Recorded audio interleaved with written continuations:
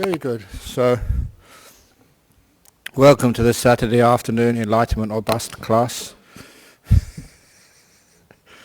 Which means most people bust. So we don't go into meditation with too many goals and trying so hard. That gives us more stress in life. We try and make a nice, quiet, easy time in a Saturday afternoon meditation. Even though there's some very important things we're saying here. So if any of you are here for the introduction to meditation class being held in the room to my right, please go over there pretty quickly, because this is the ongoing class for those who are just that far away from enlightenment, or maybe a bit more.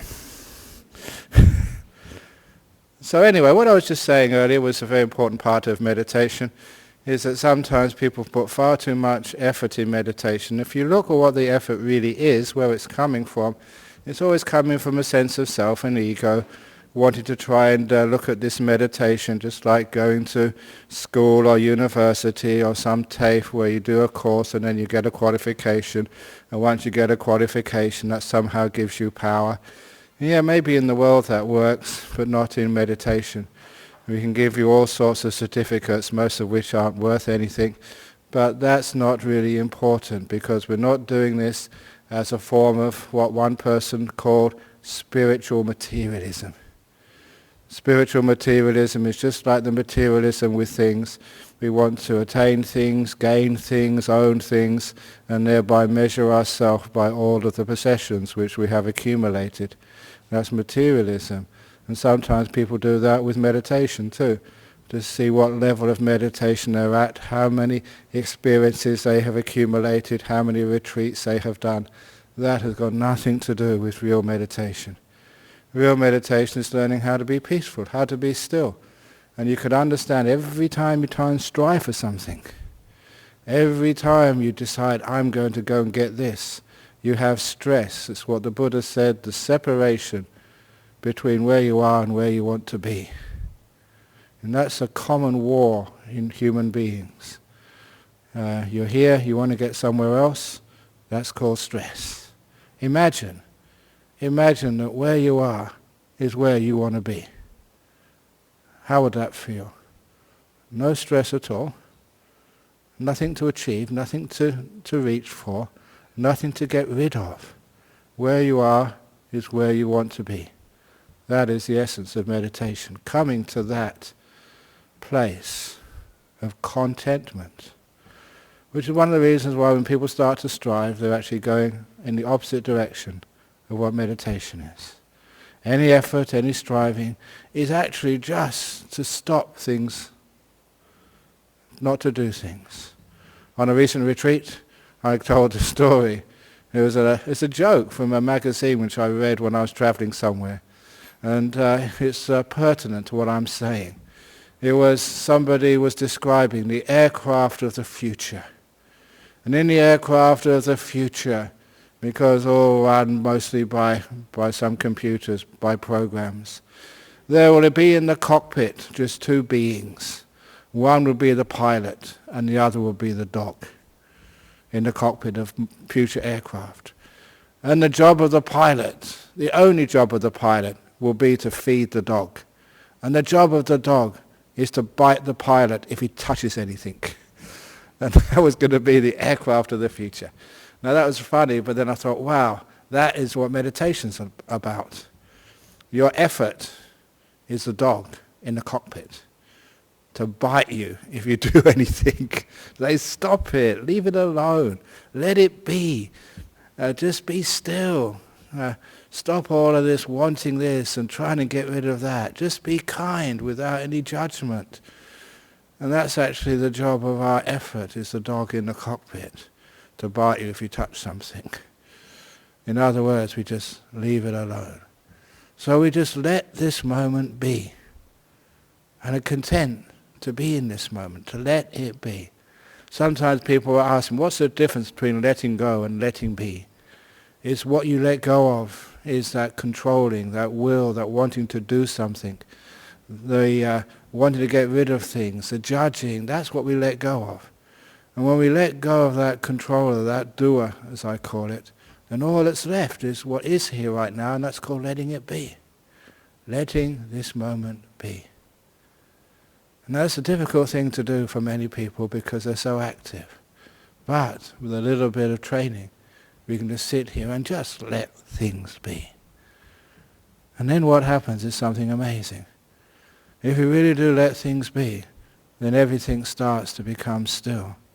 And it's the old simile, when I have a glass of water, it's a great excuse to give myself a glass of water. When I have a glass of water and I hold it up, I often show this to people, you probably have seen this many times. I can't hold a glass of water still. It always is moving. If I want this to be still, I have to let it go, put it down, leave it alone. And it becomes still all by itself.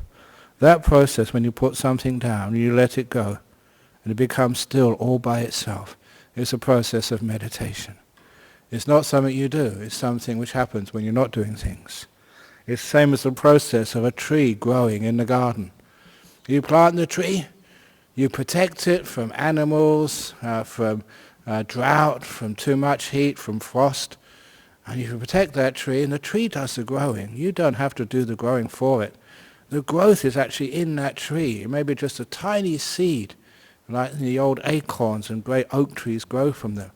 Tiny thing, and how can something so huge grow out of this tiny little thing? How can something so amazing grow out of this moment? Same. Leave it alone, stop interfering with it, and you'll find the meditation grows like a great tree. It becomes more and more peaceful, more and more still. You become more and more happy as well. One of those parts of meditation which I want you to understand, just have a little bit of confidence in, check out, find out it works, and it will give you great understanding about the process we call meditation. That when you do things, when you disturb things, you take away, you use up your mental energy, and you get tired, even depressed. You keep things still, you don't do anything, let it be. At first you may feel a bit dull. At first you may be a bit restless. At first, you may think that, this is just ordinary. But because of stillness being the cause, doing nothing, just being here, not trying to get anywhere, not trying to go someplace, just being here, you'll find that stillness creates energy. And that energy becomes your mindfulness power. You really become awake. It's a difficult thing just getting this process going, just like lighting a fire, just getting things going like a train getting out from the railway station. Hard to get going, but once it's going, it just keeps on rolling by itself. And this is just that first part of mindfulness, that first part of stillness. Because once it starts to get going, you are really mindful. Then all this problem about thoughts and getting caught up in the thoughts, one of the reasons why people can't stop thinking is they're not aware enough to really know what's going on. They can't see the problem. They're too dull. It's just like trying to find your way in the darkness of the night. You can't really have any landmarks. You don't really know what's going on. The light isn't strong enough. Mindfulness isn't strong enough sometimes at the beginning of the meditation, so you can't see what's happening. You get pulled away by these thoughts, fantasies, memories, dreams, whatever. It's one of the reasons why I like to, in this session, to do some guided meditation at the very beginning, just to get the mindfulness strong enough so that when I let you go, you should have enough mindfulness there to carry on by yourself. The lights are up in your mind enough to see what's happening. And it's not that hard when you see what's going on. You see these thoughts. They're stupid thoughts. And what am I getting involved in those for? They're not going to give me any wisdom. They're not going to solve any problems. They're not going to even be happy thoughts. They're not going to be enjoyable stuff because they just go all over the place. So when you actually see them, if you see how much one wastes one's time. But one's got to get to that point of enough mindfulness, you see those thoughts are not useful. And then it's very easy to drop them. They vanish, like many other things. Stillness causes things to disappear. You've got less in your mind to be concerned about.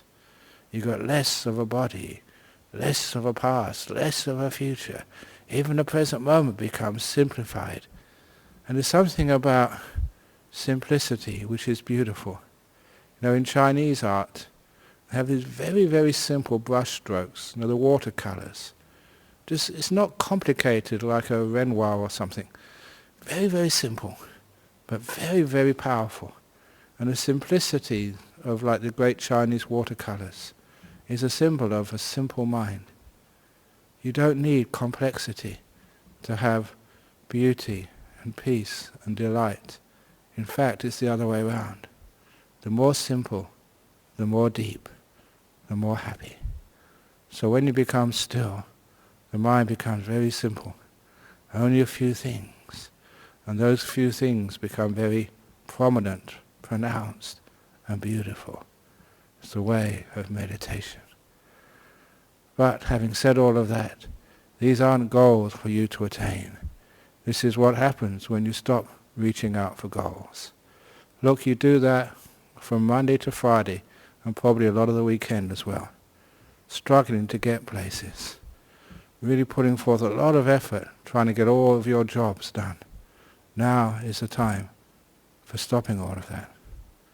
No task to be performed. No goals to be reached. Nothing to be fulfilled or got rid of. Nothing to be improved.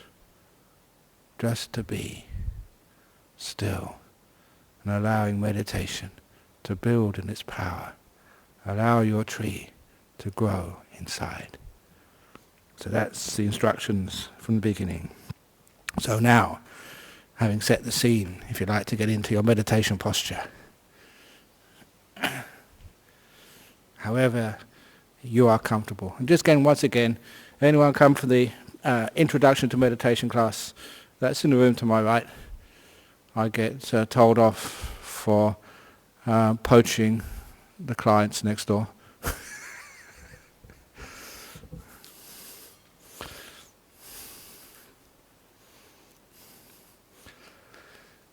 And you close your eyes.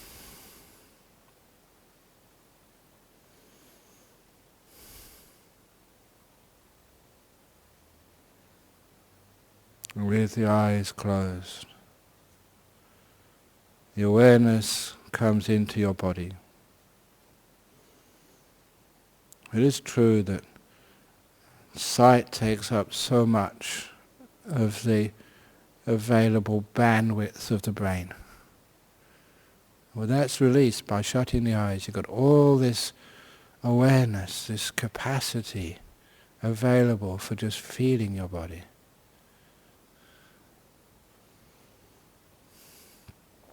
You become very sensitive to it. There's usually some part of the body which is irritating, in pain, itching or whatever. A feeling which stands out, which is usually an unpleasant feeling. So don't go away from that unpleasantness, go right inside of it as much as you can. To be aware of the most prominent feeling in your body.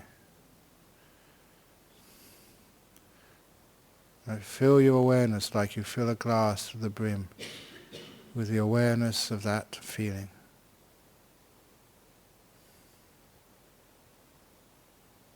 And if you can bring more comfort to that feeling by moving your body, please do so. Adjust your body. Cough, scratch, whatever is needed.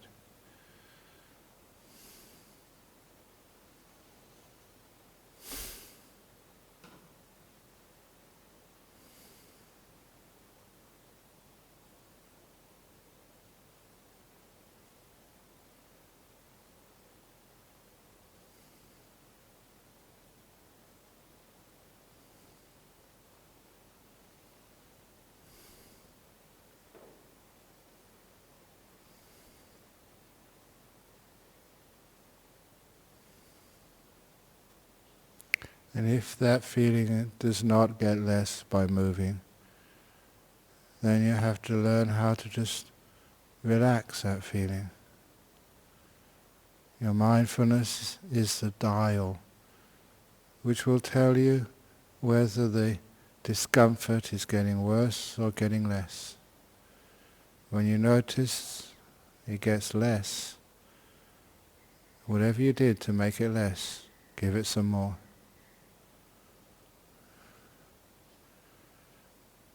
And see if you can relax your body especially the irritating parts, to the point they almost totally disappear.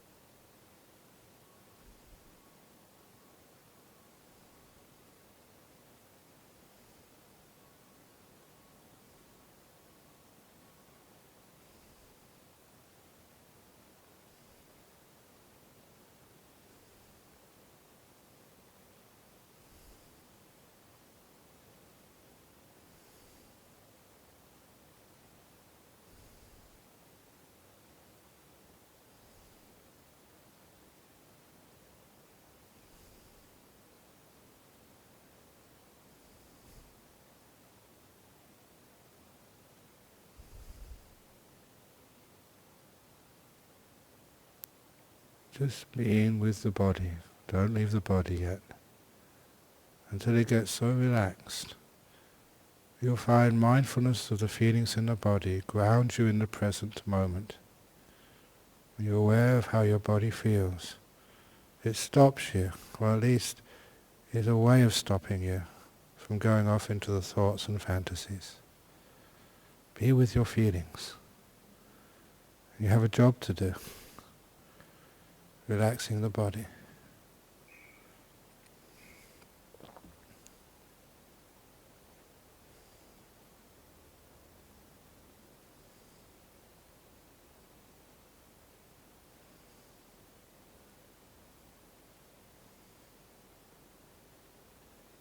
And only when my body starts to feel really comfortable and relaxed, when there's no pressure anywhere,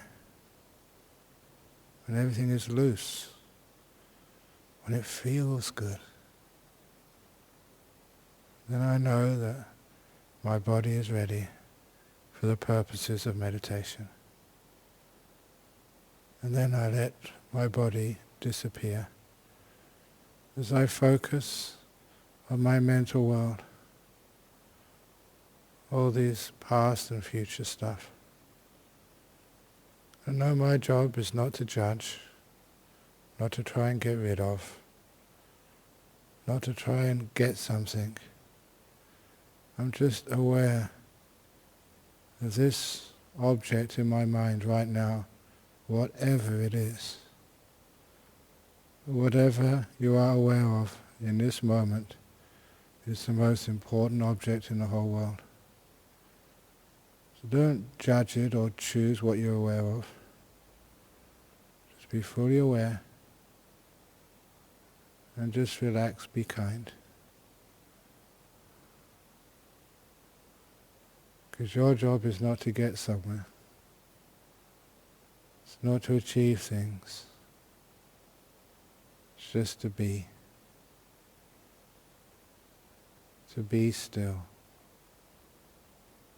and let your awareness grow in power through stillness.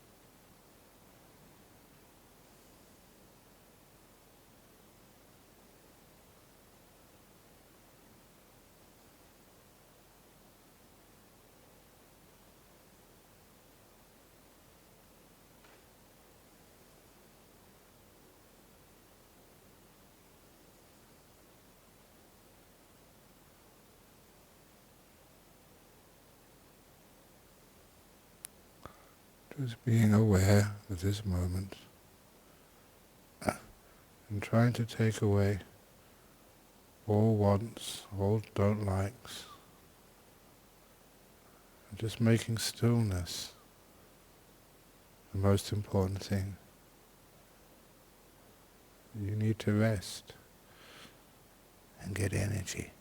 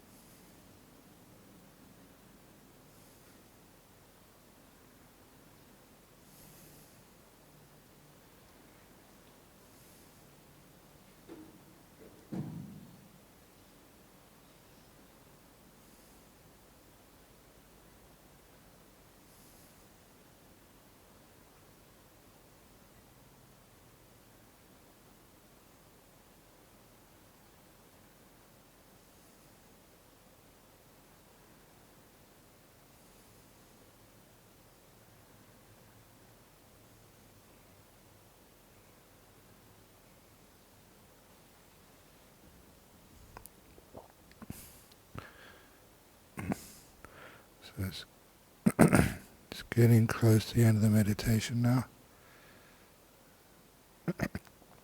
How do you feel? How much stillness is here right now?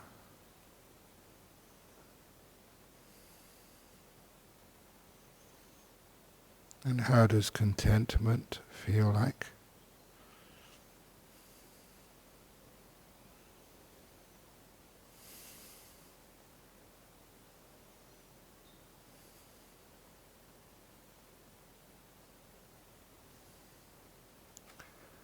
I'm now going to ring the gong 3 times to end the meditation. When the last sound from the gong vanishes, open your eyes.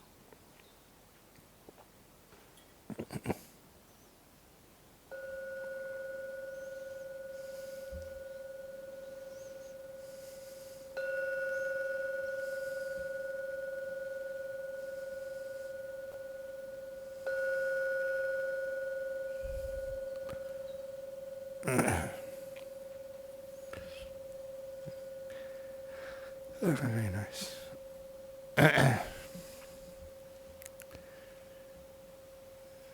Very good. Now, usually we have some questions from overseas. Is there any questions on the machine?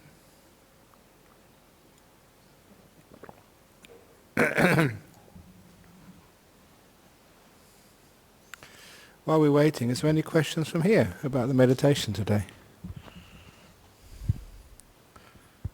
Very good. That makes me feel happy.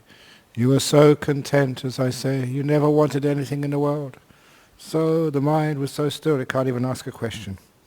But we got one from Germany.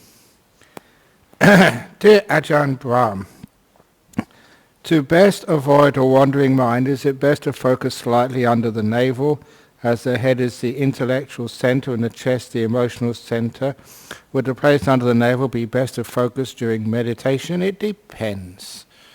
Especially if you're a person who hasn't had a good lunch and is waiting for dinner. Then if you focus under the navel, it's too close to your tummy and you'll start thinking about what you're going to have for dinner tonight. There's a little cartoon which somebody sent me, we have at Jhana Grove, posted on the notice board, about one guy sitting next to another in the meditation class, and in the balloon above his head, he said, how does he keep just focusing on one thing for such a long time? Regarding his brother sitting meditation next to him. And the balloon in the guy in the next, sitting next to him, was saying what he was focusing on. Yes, he was focused on one thing for such a long time. What's for dinner? What's for dinner? What's for dinner? What's for dinner? It's easy to focus on those things, but the problem is that it is just sometimes a bit too close to the tummy if you're hungry. So the best to avoid a wandering mind, of course, that is one of the most difficult obstacles in meditation. I usually start to tell people that find out what the cause of a wandering mind is. And then actually, once you understand why it wanders, then maybe you can actually overcome it. If you just try and just suppress it, and you're not really addressing the cause, but you're just suppressing the symptoms, you usually get very, very frustrated.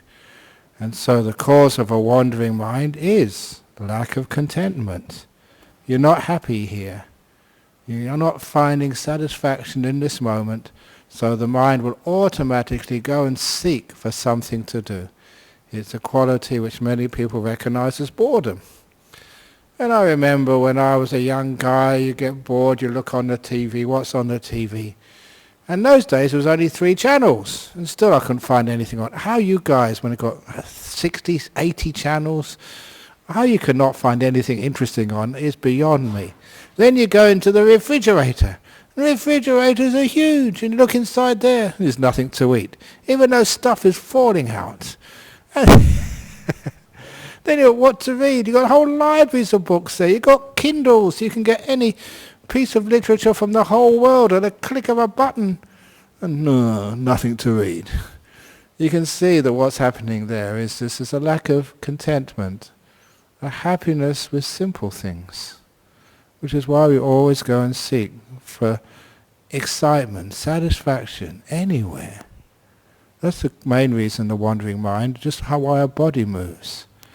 Same reason our mind moves, because we're not happy where we are. We're not appreciating where we are.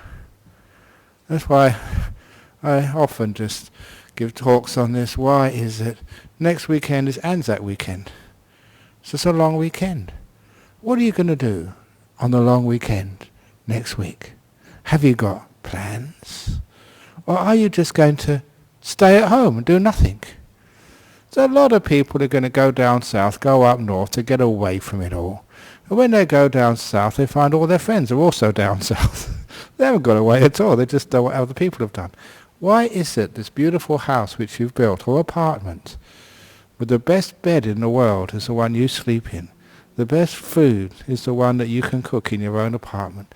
Why is it that people want to leave as soon as they have an opportunity just to enjoy it?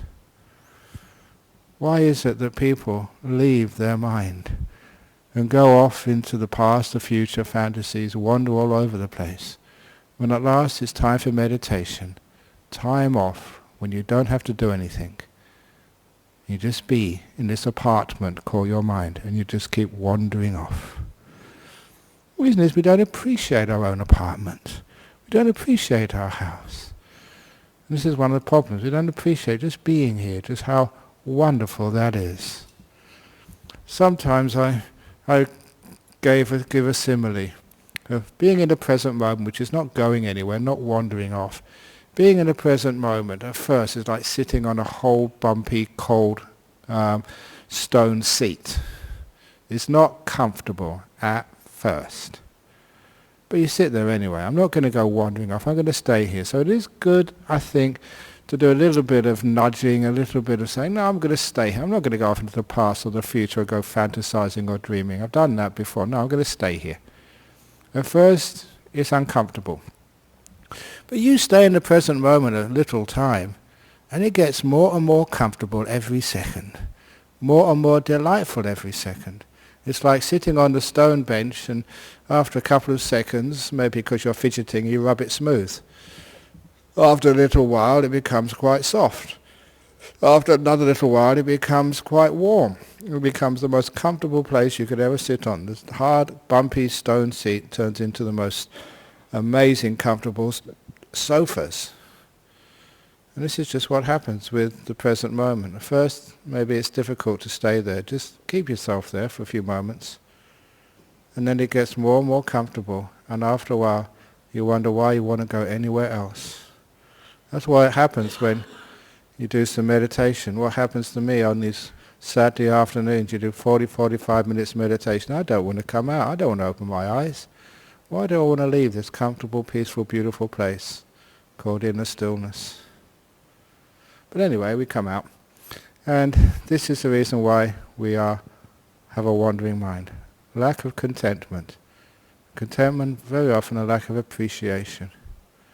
You see that with so many parts of our modern life. People find a partner in life. They can't stick together. See all the faults in their partner. They can't find contentment with him or her. Yeah, they're not the best, but they're good enough. And this is one of the reasons why we go wandering off from partner to partner in life, why we can't find anybody. And it's that same type of wandering, always looking for something better. So instead of that, we just have contentment. Contentment just to be here. Contentment with the person you have. Contentment with the things you have. Contentment with this body and mind of yours. When you develop that contentment, you don't wander off. One of the reasons why we don't get contentment is, as I said in the beginning of this meditation, because we have so many goals and things we want to achieve. So you may be meditating, and your mind is wandering, and I don't want it to wander. I want to get in jhanas, or at least I want to be able to watch the breath. That is a cause for the wandering mind, because you want something. When you want something, you agitate your mind. When your mind is agitated, it has thoughts on the surface. And those thoughts on the surface is what we recognize as a wandering mind. Comes from wanting something. Imagine you didn't want anything in the whole world. You were totally content, just happy to be here. Happy to be here means you don't need to go anywhere. What drives a wandering mind is discontent and the wanting which comes as a result of discontent.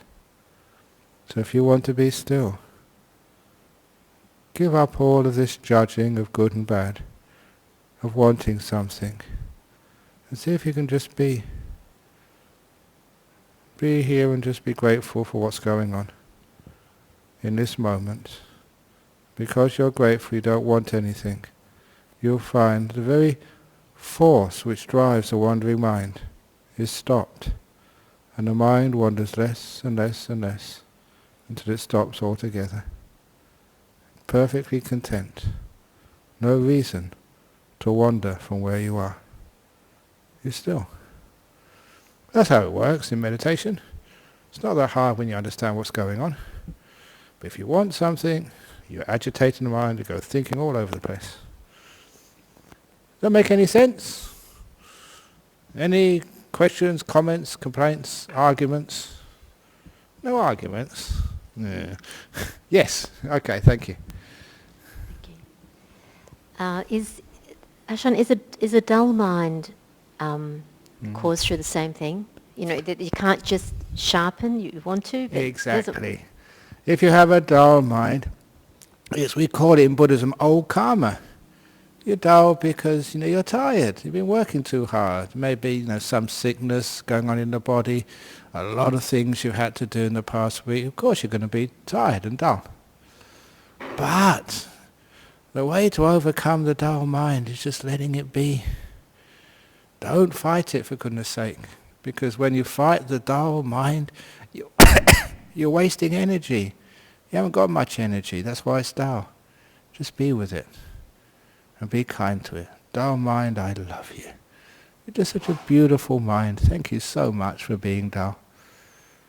And if you have this sense of just acceptance and being with things, you find that you're not doing anything, you're just being here. And the energy starts to come back. The dull mind is like a mist in the mind. And just, the sun of kindness comes and just melts it all away. And it is like the mist in the morning. It just vanishes little by little, gradually. And you find you're awake, no dullness anymore. Because you do know that I work very hard. And there are times when I'm just very mentally tired and I start meditating, I'm dull. But I know exactly what to do with it. I just sit here, just be dull. I don't fight at all. I've done that too many times and it just makes the dullness last. Just be still, be peaceful. This is good enough. This dullness in front of me is the most important object in the world. I'm just dull. And it just gets less and less dull, and just soon you just wake up and you get really peaceful and you get energized. That's why even the Korean TV crew, that's probably they'll be coming tomorrow, they were asking me, where do you get your energy from? And I say, from stillness. And that's actually very true and very powerful insight. You keep still, you get energy back, and the dullness vanishes. Popeye had his spinach, I have my stillness. What did Superman have? No, he said kryptonite was what killed him. Where did he get his energy from? I don't know. Anyway, but Popeye has spinach, yeah. Yeah, go on. What about obsessive thoughts? Obsessive thoughts. Yeah, it goes on and on and on and on. Yeah, by the time it gets to the obsessive thoughts, then sometimes, just letting it be, they go on and on and on throughout the whole meditation session. So sometimes to get the obsessive thoughts away, sometimes you can go back to your body, feel your body. And that's sort of, the bodily feelings are always in this present moment, they're always there for you. And actually they can give you another perspective. You're not sucked in to the obsessive thoughts, you're somewhere else, feeling the body, feeling your bum on the seat, the pressure on it, feeling the ache in the leg, the heat, whatever it is. If it's on a retreat and people have obsessive thoughts, I tell them, take your shoes off, get out and have a walk in the forest. Take off all the jumpers and the blankets and just feel cold. Feel the weather. Don't insulate yourself from it. Get your hair wet in the rain. You can have a shower afterwards. You're not going to die from getting wet in the rain. Remember when we were kids? We used to run around in the rain, play snowballs, have great fun. We were actually alive. And these days we cover ourselves up with so much layers of protective clothing. We're not really in life anymore. So that's a good way to get you actually into the body. And then all these obsessive thoughts, they don't last that long. You're back in reality. So that's one way of doing it, with getting onto your bodily sensations. And then you go back and just, you see these thoughts, totally waste of time. They go round and round, never get you anywhere, except headaches and tired. Very good. Any other questions before we finish off? Yes. Yes. We have. What happens when you start meditating? Yeah? Ajahn, what happens if when you start meditating, your body's alright, but as you move along, the body becomes, you feel it pain in some places and it gets more and more prominent? If the pain gets more and more prominent, then move. Scratch. Because it's a sign, the pain is a sign that you haven't got a good posture, that somehow or other there's a difficulty there. So if you can, just move a little bit, just adjust. And that disturbs the stillness, but the disturbance is far less than the disturbance given to you by the pain. So you've got a sort of sore neck, you just move it around a little bit, whatever, until it feels good. And you disturb the stillness, but you soon get back to where you were before, and you can make it deeper. You stay with the pain, you just get stuck there. And this is not pain meditation. You have enough pain in life. Pain looking after husbands, pain looking after wives, pain going to work in the morning. There's too much pain in life. So this is peace and freedom, stillness and happiness. So if you have pain, please move. Very good. So now it's the time for me to move, because it's gone past 4:15, so we're going to pay respects to Buddha, Dhamma, Sangha, and then it's a time for more questions. You can come up and ask them personally.